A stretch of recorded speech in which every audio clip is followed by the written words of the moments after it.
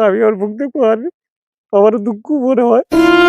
যাই হোক, স্ত্রী শোনা যায় অনেক রাজ্য, অনেক কিছু করে অনেক কথা শোনার পরেও মনে আঘাত লাগে।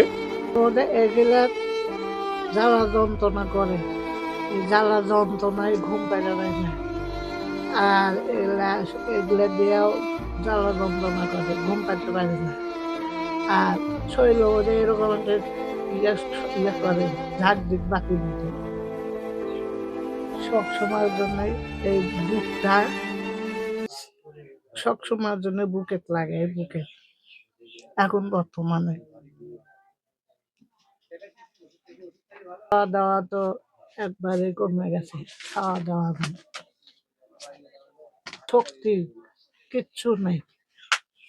এখন খালি সাজের মানুষ হয়ে বসে আছে, গায়ে বল নাই, ওইটা খারাপ হওয়া পায় না, গা মাথা ঘুরে, পাও ধরে না। পাও যদি অল্প না আগে যায়, হেঁটে যায়, ধূপ করে পড়ে যায়, দুই পাও ছাইড়ে দেয়।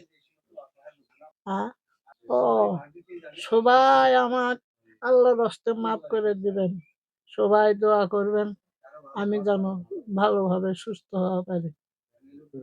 অসহায় হয়ে গ্রামে দাঁড়িয়ে দাঁড়িয়ে ঘুরতে আছে। আমি ওর মুখ দেখবো আর আমার দুঃখ মনে হয়।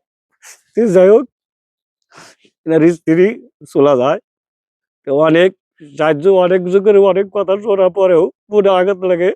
এখন ওনার বোন আমার সাথে আছে, অনেক সময় আমার সাথে।